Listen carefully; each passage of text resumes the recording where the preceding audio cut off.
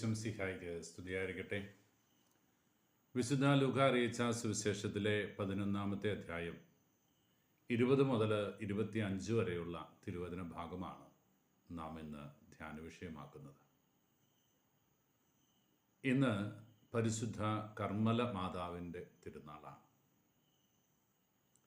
ലോകമെമ്പാടും കത്തോലിക്ക സഭയുടെ ആത്മീയ ഗോപുരമായി പ്രവർത്തിക്കുന്ന കർമ്മല സഭ മക്കളുടെ സ്വർഗീയ മധ്യസ്ഥയുടെ തിരുനാൾ ദിവസം, അമ്മ കർമ്മലമലയിൽ പ്രത്യക്ഷപ്പെട്ടതിൻ്റെ ഓർമ്മ കൊണ്ടാടുന്ന ദിവസം.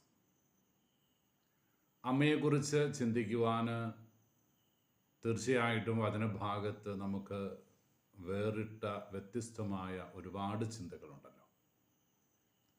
ഇന്ന് കർമ്മല മാതാവിനെ അല്ലെങ്കിൽ പരിശുദ്ധ കന്യകാ മാതാവിനെ ഏറ്റവും സുന്ദരമായ ലളിതമായ ഭാഷയിൽ ഒരു അമ്മ വിവരിക്കുന്ന സുന്ദരമായ ഒരു ചിന്തയാണ്.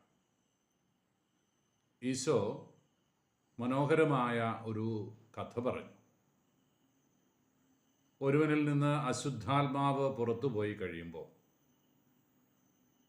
ആ ഭവനത്തിലെ പിശാചിൻ്റെ വാസം പൂർത്തിയായതിൻ്റെ സന്തോഷത്തിൽ ഒരുവൻ ആ പൈശാചിക ശക്തിയുടെ ഇരിപ്പിടമെല്ലാം അടിച്ച് വൃത്തിയാക്കി മനോഹരമായി അലങ്കരിച്ച് വെക്കുകയാണ്.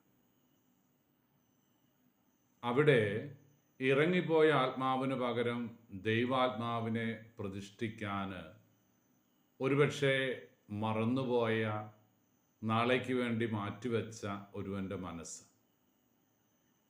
പുറത്ത് കിടന്ന അശുദ്ധാത്മാവ് പല വഴി കടന്നു പോയിട്ടും തനിക്ക് പറ്റിയ ഒരു ഇരിപ്പിടം കിട്ടാതെ വന്നപ്പോൾ വീണ്ടും ആദ്യത്തെ ഇരിപ്പിടത്തിലേക്കൊന്ന് മടങ്ങിച്ചെന്നപ്പോഴാണ്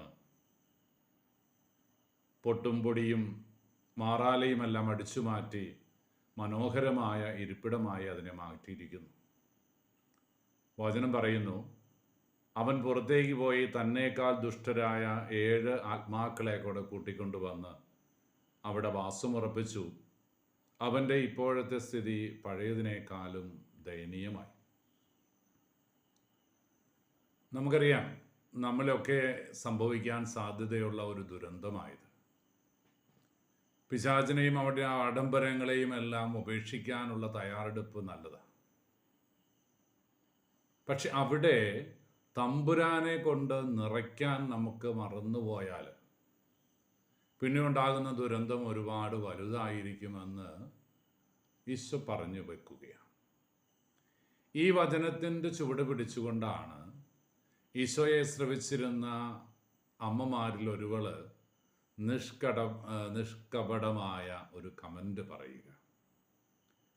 നിന്നെ വഹിച്ച കൈകളും നിന്നെ പാലൂട്ടിയ മുലകളും എത്രയോ സുന്ദരമാണ്. അമ്മയ്ക്ക് കൊടുത്ത വലിയൊരു അപ്രിസിയേഷൻ ആയിരുന്നു അത്. ഈശോ അതിനെ കോംപ്ലിമെൻ്റ് ചെയ്തുകൊണ്ട് ഒരു കാര്യം കൂടെ പറഞ്ഞു. ദൈവവചനം കേട്ട് അതനുസരിച്ച് ജീവിക്കുന്നത് അതിനേക്കാളും ഭാഗ്യമുള്ളവയാണ്.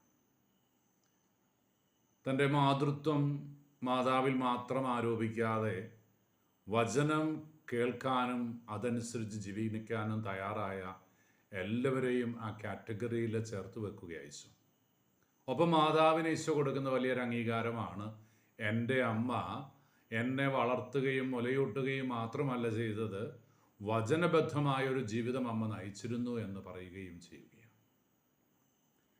കർമ്മലമലയിൽ പരിശുദ്ധ അമ്മ പ്രത്യക്ഷപ്പെട്ടപ്പോൾ അമ്മ നൽകിയ ആഹ്വാനം ഇന്ന് ലോകമെമ്പാടും ജപമാല ഭക്തിയുടെയും ഉത്തിരീയം ധരിക്കുന്നതിൻ്റെയും ഒക്കെ പ്രാധാന്യം നമുക്ക് ഒരുപാട് ഓതിത്തന്ന ഈ കർമ്മല സഭാ മക്കൾ, നമ്മുടെ നാട്ടിൽ CMI സഭയുണ്ട്, അതുപോലെ CMC സിസ്റ്റേഴ്സുണ്ട്, OCD അച്ഛന്മാരുണ്ട്.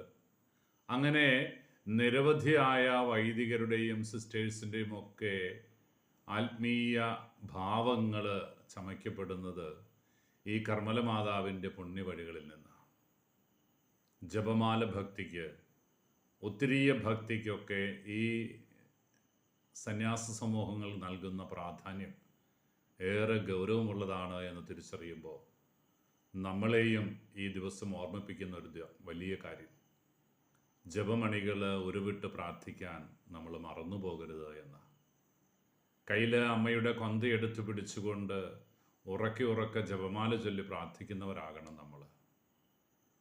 പൊട്ടിയിട്ടും കൂട്ടിക്കെട്ടിയ പഴയൊരു ജപമാല കയ്യിലുണ്ടായിരുന്നു എന്ന് പറഞ്ഞ് നമ്മളെയൊക്കെ പാട്ടിൻ്റെ പാലാഴിയിലേക്ക് നയിക്കുന്ന സുന്ദരമായ ഗാനമുണ്ടല്ലോ. ആ ഗാനമൊക്കെ ഓർമ്മിപ്പിക്കുന്നു, ജപമാല ഭക്തി നമ്മുടെ മനസ്സുകളിൽ നിറഞ്ഞു നിൽക്കണം. കുഞ്ഞുനാളിൽ നെറ്റിയിൽ കുരിശ് വരപ്പിച്ചുകൊണ്ട് അമ്മമാർ നമ്മളെ പ്രാർത്ഥിക്കാൻ പഠിപ്പിച്ചപ്പോൾ ഒരുപക്ഷെ ആദ്യം പഠിപ്പിച്ച പ്രാർത്ഥനകളിലൊന്ന് പരിശുദ്ധ അമ്മയെ വിളിച്ചുകൊണ്ടുള്ള നന്മ നിറഞ്ഞു പറയുമേ എന്ന പ്രാർത്ഥനയാണല്ലോ. ഈ പ്രാർത്ഥനയൊക്കെ നമ്മുടെ ഹൃദയത്തിൻ്റെ ഭാവമായി ചേർത്ത് വെച്ചുകൊണ്ട് അമ്മ നമുക്ക് നൽകുന്ന ജപമാല ഭക്തിയിൽ വളരുമ്പോൾ അമ്മയെക്കുറിച്ചല്ല നമ്മൾ ധ്യാനിക്കുന്നത് എന്ന് നമ്മൾ മറക്കാതിരിക്കുക. ഈശോയുടെ ജീവിതത്തിലെ പുണ്യപ്പെട്ട 20 നിമിഷങ്ങളാണ് നമ്മൾ ധ്യാനപൂർവ്വം പ്രാർത്ഥനാപൂർവ്വം ദൈവസന്നിധിയിൽ സമർപ്പിച്ച് പ്രാർത്ഥിക്കുന്നത്. വിവിധ ചിന്തകളൊക്കെ ഹൃദയത്തോട് ചേർത്ത് വെച്ചുകൊണ്ട് ഈ പുണ്യപ്പെട്ട തിരുനാൾ നമുക്ക് നന്നായിട്ട് ആഘോഷിക്കാം. ജപമാല ഒത്തിരിയ ഭക്തിയിലുള്ള വിശ്വാസം നമുക്ക് ആഴമായി ചേർത്ത് പിടിക്കാം.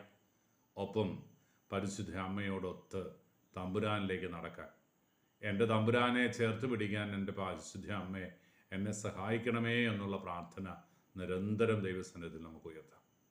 ഈശോ നമ്മളെല്ലാവരെയും പരിശുദ്ധ അമ്മയിലൂടെ അനുഗ്രഹിക്കട്ടെ.